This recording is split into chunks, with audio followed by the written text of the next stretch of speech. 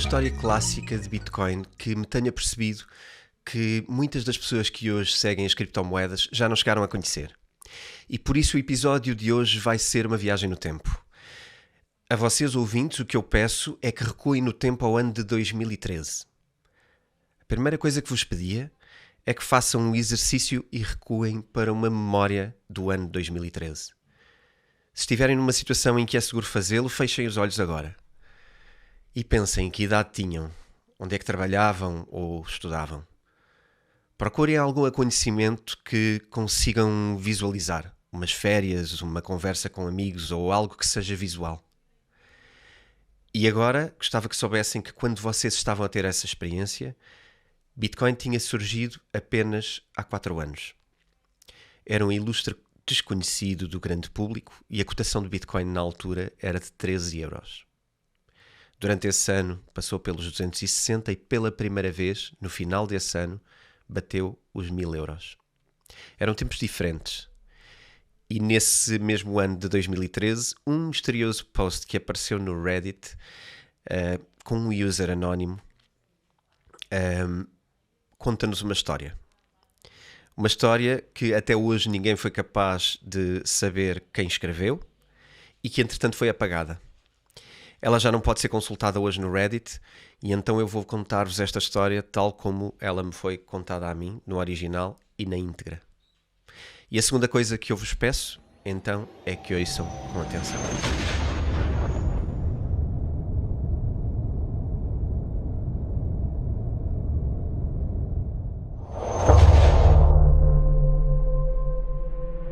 Sou um viajante no tempo e venho do futuro. Eu estou aqui para implorar que parem com o que estão a fazer. Estou a enviar esta mensagem do ano de 2025. As coisas estão sombrias por aqui e alguns de vocês terão sangue nas mãos. Se não acreditarem em mim, por favor, ignorem, pois eu não tenho forma de provar que sou realmente quem afirmo ser. Eu não quero desperdiçar o vosso tempo, então eu vou apenas explicar o que aconteceu da forma mais simples que consigo. Em média, todos os anos até agora, o valor da Bitcoin aumentou cerca de 10 vezes. Dos 10 cêntimos para $1 em 2010, para $10 em 2012, para $100 em 2013. E a partir daqui houve uma ligeira desaceleração, já que o valor aumentou 10 vezes a cada 2 anos, para $1000 em 2015, para $10.000 em 2017, para $100.000 em 2019, para $1 milhão em 2021. E daqui para a frente, já nem sequer há uma boa maneira de expressar o valor em dólares, já que o dólar não é usado, nem nenhuma outra moeda emitida por bancos centrais. Existem 2 formas principais de riqueza no mundo de hoje: terra e criptomoeda. Existem pouco mais de 19 milhões de bitcoins conhecidos por serem usados no mundo de hoje, bem como algumas centenas de milhares que foram perdidos permanentemente, e ainda estamos a lidar com uma população de pouco mais de 7 bilhões de pessoas no mundo. Em média, isso significa que a pessoa normal possui pouco mais de 0,003 Bitcoin. No entanto, devido à distribuição desigual de riqueza no meu mundo, a pessoa média possui apenas 0,001 Bitcoin. Isso mesmo, a maioria de vocês que estão a ler isto hoje é rica. Eu, pessoalmente, vivo ao lado de um jovem irritante que entrou na sua antiga conta do Reddit há 2 anos e descobriu que recebeu uma gorjeta de 0,01 Bitcoin em 2013 por chamar alguém de faggot, quando era um puto de 16 anos. Ao fazer esta descoberta, ele comprou um bilhete de avião, saiu de casa sem dizer nada a ninguém e foi para uma cidadela. O que é uma cidadela, devem estar a perguntar-se. Bom, na época em que Bitcoin valia $1000, começaram a surgir serviços para os ricos da Bitcoin, para se poderem proteger e assim protegerem também a sua riqueza. Começou simples, com cofres caros, depois passou para guarda-costas e hoje, os Early Adopters, o termo que nós usamos é os Earlys, assim como os ricos cuja riqueza sobreviveu àquilo que chamamos o evento de transição, vivem em cidades isoladas e fechadas, chamadas cidadelas, onde a maioria do trabalho é automatizado. A maioria dessas pessoas nas cidadelas nasceu já numa fortificação que era usada para proteger locais que eram antes os grandes centros de mineração de Bitcoin. A empresa conhecida como ASIC Miner, para vocês, é conhecida para mim como uma cidade onde o Sr. Friedman governa como um rei. No meu mundo, em breve o vosso mundo, a maioria dos governos já não existe, porque as transações em Bitcoin feitas anonimamente permitem que a maioria das pessoas esconda a sua riqueza dos governos, e os governos não tiveram forma de conseguir impor a sua tributação aos cidadãos. A maior parte do sucesso da Bitcoin deve-se ao facto de que Bitcoin se revelou um método eficaz para esconder a riqueza do governo. Enquanto as pessoas que entravam em estados marginais como Luxemburgo, Mónaco ou Liechtenstein eram seguidas por drones não tripulados para garantir que os governos soubessem quem está lá e quem esconde a sua riqueza, nenhuma operação estava disponível para impedir as pessoas de esconder o seu dinheiro em Bitcoin. Os governos tentaram manter-se relevantes na minha sociedade, comprando também Bitcoin, o que apenas piorou o problema, aumentando o valor da Bitcoin exponencialmente. Os governos fizeram isto em segredo, claro, mas os Snowdens da minha geração são, na verdade, funcionários do governo gananciosos que transferiram Bitcoin para a sua própria conta privada e fugiram para lugares anárquicos onde nenhuma pergunta é feita desde que vocês consigam tossir algum dinheiro. As 4 instituições com maior saldo de Bitcoin, ainda acessível, acreditam-se ser as seguintes: ASIC Miner, 50 mil Bitcoins; Fundo de Estabilização Monetária do FMI, 70 mil Bitcoin; Governo da Arábia Saudita, 110 mil Bitcoins; e o Governo da Coreia do Norte, 180 mil Bitcoin. O crescimento económico hoje é de cerca de menos 2% ao ano. Porquê isto? Porque se tiveres mais do que 0,01 Bitcoin, és provavelmente alguém que não faz nada com o seu dinheiro. Não há inflação e, portanto, nenhum incentivo para investir o dinheiro. Assim como na Idade Média não teve um crescimento económico significativo, já que a riqueza era medida em ouro, a nossa sociedade não tem crescimento económico porque as pessoas sabem que o seu 0,01 Bitcoin será suficiente para durar toda a vida.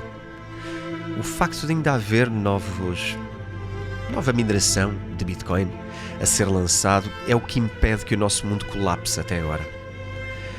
Mas as pessoas temem o declínio na inflação que ocorrerá depois, assim que passemos a minerar todas as Bitcoins existentes e a metade do bloco, o próximo halving, possa prejudicar ainda mais a economia. O que é que aconteceu aos gêmeos Winklevoss? Os Winklevoss foram os primeiros a morrer. Depois de verem enormes danos causados ao tecido da sociedade, surgiram movimentos terroristas que procuravam caçar e assassinar qualquer pessoa conhecida por ter um grande saldo de Bitcoin. Ou porque se acreditava que era responsável por ter formado o desenvolvimento das criptomoedas. Ironicamente, esses movimentos terroristas usavam a Bitcoin para financiar anonimamente as suas operações. A maioria das pessoas que possui alguma quantidade significativa de Bitcoin já não fala com as famílias, já perdeu os amigos, porque tiveram que mudar de identidade. Também houve alguns suicídios de pessoas que não conseguiram lidar com a culpa, depois de verem o que aconteceu aos hodlers e ao perigo, e ao tipo das pessoas céticas que também continuaram a acreditar que isto eventualmente iria colapsar. Mesmo depois de ouvirem os rumores do governo a comprar Bitcoin, muitas pessoas foram feitas reféns e, portanto, suspeita-se que 25% dos ricos em Bitcoin realmente torturaram fisicamente alguém para obter a sua senha. Porquê é que não abandonámos a Bitcoin e mudámos para outro sistema? Bem, nós tentámos, claro. Tentámos passar para uma criptomoeda inflacionária, mas ninguém com um QI acima de 70 estava disposto a dar o primeiro passo e a voluntariar-se para essa moeda. Afinal, porque é que haveríamos de investir voluntariamente num dinheiro onde sabíamos que a riqueza vai diminuir continuamente? A coisa que fez com que Bitcoin fosse tão perigoso para a sociedade foi também o que o tornou tão bem-sucedido. A Bitcoin permite-nos ceder à nossa ganância. Na África, pesquisas mostram que 70% das pessoas acreditam que a Bitcoin foi inventada pelo próprio diabo. Há uma razão para isso. é um assunto muito sensível que hoje é geralmente reconhecido como a tragédia. A União Africana tinha planos ambiciosos para ajudar os cidadãos a estarem prontos para a passagem para Bitcoin. Os governos deram aos cidadãos telemóveis gratuitamente, vinculados a uma identificação governamental, e assim o governo procurou integrar Bitcoin na sua economia. Tudo correu bem, até à tragédia. Uma organização criminosa, que se acreditou estar localizada na Rússia, explorou uma falha no hardware dos telemóveis emitidos pelo governo. Acredita-se que todo o continente africano perdeu 60% da sua riqueza num período de 48 horas. O que seguiu foi um período de caos e guerra civil. Até que os governos da Arábia Saudita e da Coreia do Norte, duas das principais superpotências mundiais devido à capacidade única de se adaptarem ao desafio Bitcoin, dividiram a maioria do território africano entre si e passaram a ter um estatuto de heróis aos olhos da população africana. Podem perguntar-se qual é agora o nosso plano. Está claro que a situação atual não pode ser sustentada sem terminar num holocausto nuclear. Eu faço parte de uma rede subterrânea que procura lançar um ataque coordenado contra a própria infraestrutura da internet. Temos à nossa disposição cerca de 20 submarinos nucleares que usaremos para cortar todos os cabos submarinos entre diferentes continentes. Depois disto ser alcançado com sucesso, lançaremos um ataque nuclear de pulso simultâneo em todas as áreas densamente povoadas do mundo. Acreditamos que o caos resultante permitirá que a população mundial se erga em revolta e destrua o máximo de computadores possível, até chegarmos ao ponto em que Bitcoin perca qualquer relevância. Claro, este desfecho provavelmente levará bilhões à morte. Este é o preço que somos forçados a pagar para evitar o eterno escravizar da humanidade a uma pequena elite. E é também a razão pela qual vos contactamos agora. Não tem que ser assim. Não tem que partilhar o nosso destino. Eu não sei como, mas se tiverem maneira de encontrar ou destruir este maldito sistema, este projeto na sua infância, eu sei que é isto que devem fazer. Sei que isto é difícil de vos pedir. Acreditavam que estavam a ajudar o mundo ao eliminar o cartel bancário central que governa as vossas economias. No entanto, eu vi como isto acaba.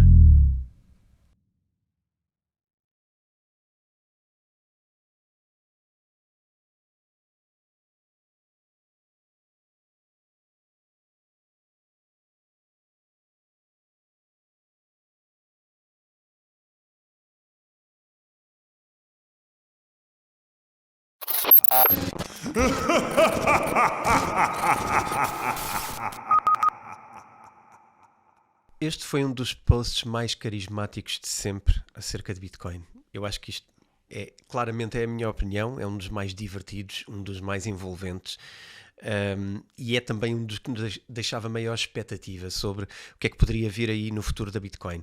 Existe aqui um conjunto de coisas que tornaram isto cativante. Não é cativante o destino, não é cativante o cenário, porque acho que ninguém deseja viver num mundo assim, mas é muito envolvente a narrativa, porque na verdade ela coincide bastante com algumas realidades que nós costumamos ver em filmes de ficção científica. Eu especialmente sou um grande fã de filmes e séries apocalípticos na área de ficção científica, quer livros, quer filmes, e eu acho que nos transportam para realidades muitas vezes possíveis e muitas vezes que são um aviso do que é que pode correr mal quando nós não temos uma perspectiva longa o suficiente no tempo para pensar como é que uma coisa hoje pode afetar uma coisa amanhã, essa coisa amanhã transforma-se numa coisa diferente, e pensar num conjunto de sequências que possam criar algo às vezes ao contrário do que nós gostaríamos quando criámos a primeira coisa.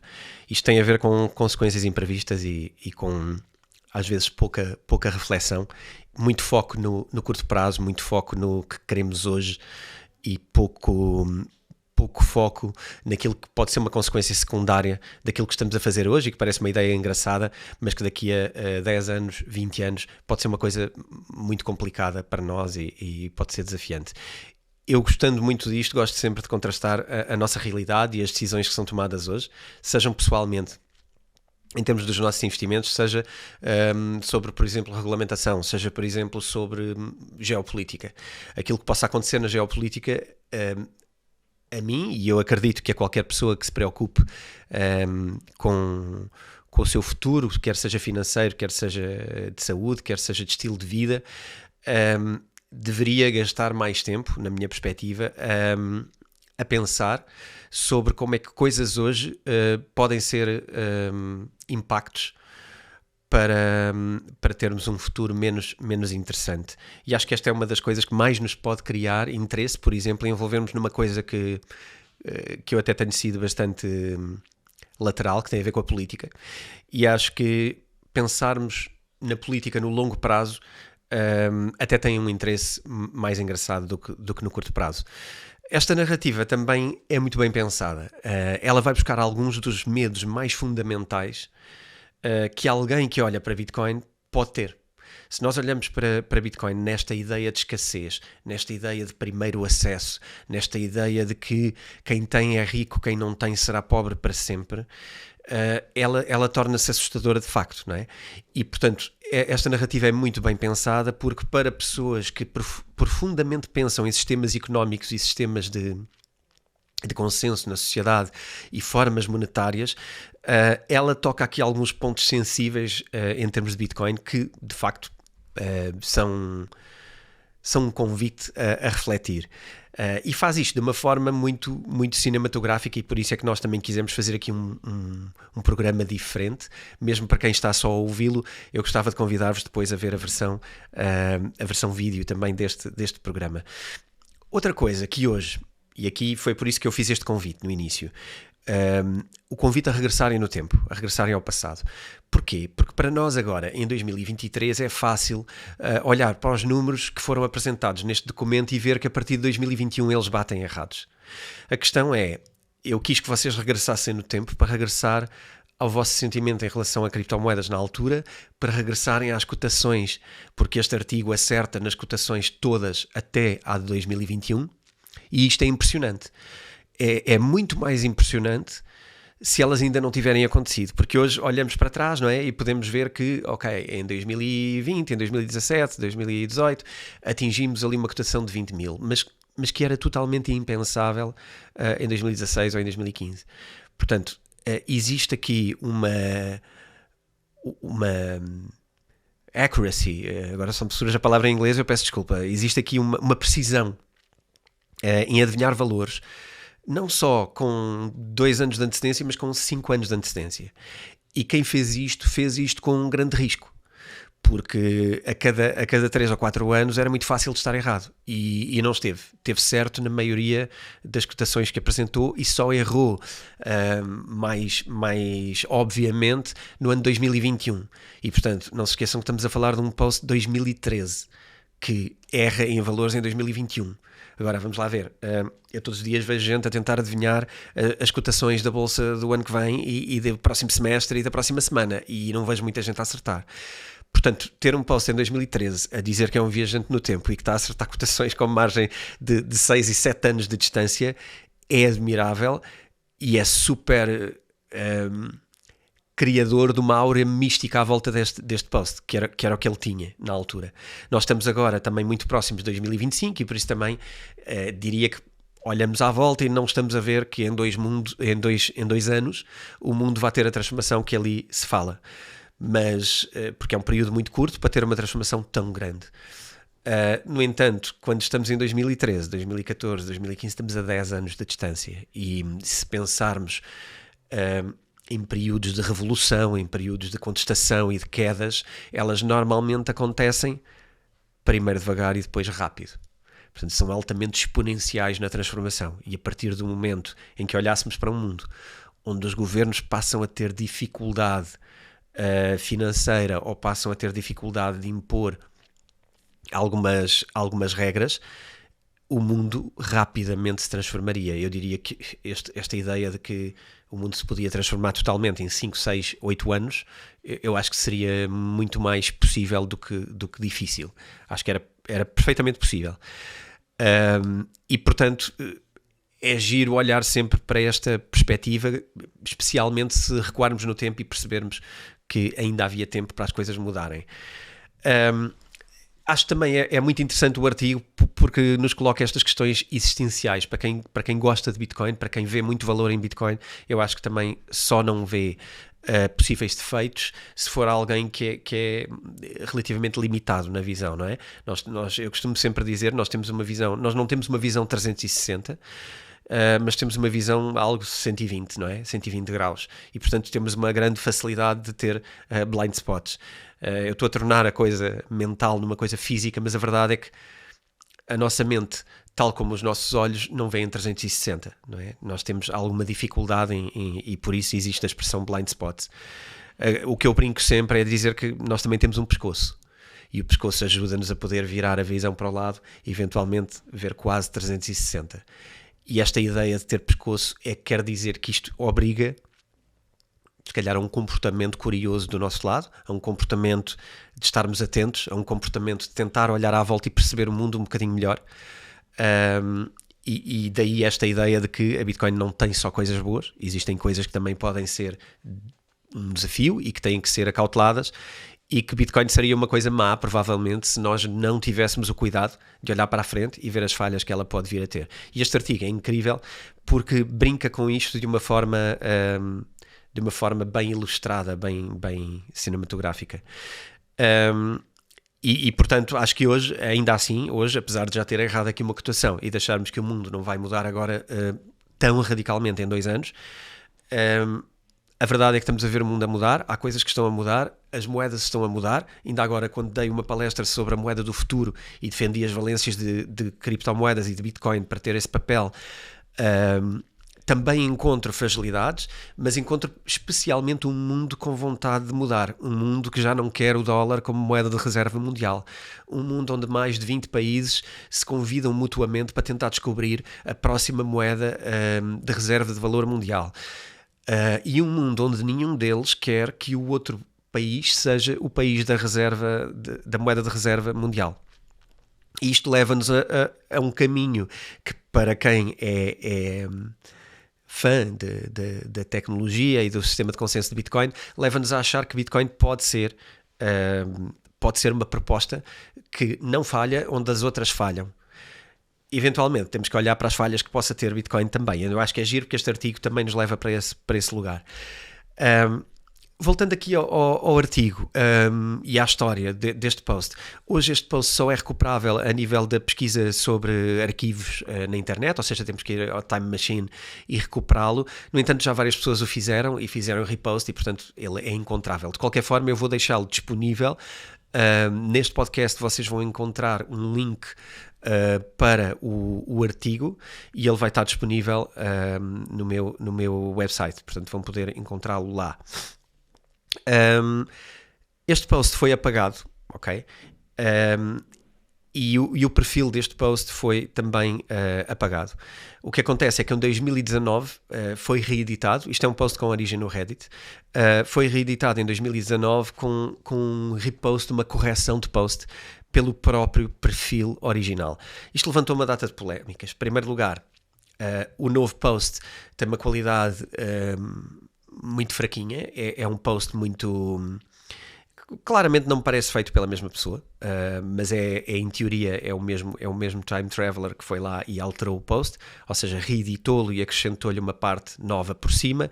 É relativamente detrator da Bitcoin, mas de uma forma muito, muito pouco interessante. E por isso eu também não vou retratá-lo aqui, não vou comentá-lo muito aqui. Eu acho que o que interessa aqui perceber é que este post levantou um movimento de pessoas, porque este post, aquilo que é importante perceber, este post foi muito popular e a quantidade de links espalhados pela internet que conduziam para este post era brutal ao longo dos anos. Portanto, eu acho que quem foi lá e reeditou o post original, o que fez foi um oportunismo de poder aparecer num link que estava linkado para 1001 sítios durante 6, 10 anos. E esta pessoa, ao fazer ali um post novo, beneficiou de uma notoriedade incrível e foi provavelmente o segundo post mais lido sobre Bitcoin no mundo, e foi um oportunismo. Claro que a comunidade de criptomoedas ficou indignada e ficou contra esta atitude. Segundo consta, a história ainda é mais complexa, porque esta pessoa, o original redator do post, não só tinha deixado de usar o Reddit, como tinha apagado a própria conta do Reddit, e depois o texto tinha sido arquivado, que é o que aconteceria às contas que são apagadas, e veio logo uma onda de pessoas a perguntar como é que isto foi editado se o utilizador não existe. Isto foi editado pela mesma pessoa que recuperou a conta, ou foi outra pessoa oportunamente que pegou naquela conta e foi lá querer aparecer usando um dos posts mais conhecidos. Depois também se levantou a suspeita de ser alguém do Reddit que decidiu brincar com o post e editá-lo. E se calhar esta é uma das teorias mais válidas. Enfim, ficou no ar e foi questionado ao próprio Reddit como é que isto foi feito. As respostas não foram muito claras, mas apesar das indignações, a verdade é que esta história é um clássico e levanta-nos estes medos apocalípticos que temos sobre o dinheiro, não é? O novo post é, por outro lado, um post desinteressante que fala sobre algumas insinuações típicas que alguém que conhece e que sabe pouco sobre criptomoedas faria às criptomoedas, nomeadamente a conversa do costume sobre o consumo energético, por exemplo, que é algo que nós vamos também desmontar aqui no Bitcoin Talk. Estejam atentos, nesta temporada vamos fazer um episódio sobre a típica acusação do consumo energético na rede Bitcoin, e que é desinformada. Depois também umas críticas ao sistema de incentivos de Bitcoin que me parecem pouco refletidos e pouco profundos. E é uma atitude medrosa de descalabro, de que as criptomoedas vão trazer coisas más à sociedade. Isto até poderia ser um bom post se fosse bem informado, mas é claramente um post de pessoas que pegaram ontem no assunto e estão a tocar as coisas pela rama, e é o típico ataque superficial que não traz valor, e por isso eu também não quero trazer para aqui protagonismo para um post que é pequeno e sem grande interesse. É uma cassete ultrapassada e de visão curta. Eu partilhei isto por ser uma boa peça, partilhei isto porque nos permite a todos pensar sobre Bitcoin de uma forma diferente, e acima de tudo partilhei isto porque acho que é uma história muito gira que nos deu a oportunidade de criar uma peça que mesmo para nós é um orgulho, e queria aqui também deixar aqui o agradecimento à equipa do podcast, porque não sou só eu que estou a trabalhar estas coisas, e acho que estamos aqui de parabéns por criar um artigo giro, e eu espero que vocês gostem e que nos enviem o vosso feedback. Acima de tudo, quero deixar também um agradecimento ao Daniel Krauss, que foi o criador do podcast, do post original, e peço desde já desculpa por estar provavelmente a assassinar o nome dele, mas é tão longe quanto vai a minha capacidade de pronunciar este nome. O link também para o post original já sabem que está aqui no nosso podcast, e resta-me também deixar aqui mais 2 ou 3 elogios a isto. Existem algumas coisas derivadas daqui. Existe um meme das Bitcoin Citadels que nasceu aqui. A primeira vez que se citou cidadelas de Bitcoin foi neste post. O post original é de 31 de agosto de 2013 e eu espero que tenham gostado deste episódio. Bem-vindos à 11ª temporada, e estamos aqui há 5 anos a criar conteúdo para vocês. Espero que continuem connosco. Um minuto para falar-vos da última oportunidade que vamos criar para poderem tirar o nosso curso Bitcoin e criptomoedas. Nós vamos alterar a modalidade do curso, ele vai ser selecionado de uma forma completamente diferente, e em consequência disso também terá preços completamente diferentes, bastante mais elevados do que temos hoje. A modalidade do curso hoje é completa, inclui o curso Bitcoin e criptomoedas. Oferecemos também a inscrição na nossa comunidade António Vilaça Pacheco, onde têm acesso aos moderadores e a conversa diária sobre os temas de criptomoedas e de economia. Esta inscrição dá também 3 webinars durante o ano 2024 e 3 Q&As durante o ano de 2024. Isto inclui também um webinar de dúvidas e esclarecimentos sobre o próprio curso. Portanto, é a última vez que estamos a criar uma turma nestes módulos, depois serão módulos diferentes. Inscrevam-se até ao dia 31 de dezembro, até ao último dia do ano ainda podem inscrever-se, as inscrições estão abertas e o preço é o que vocês conhecem, 199 € para esta modalidade. Conto convosco, inscrevam-se nesta última turma e cá estaremos. Até breve.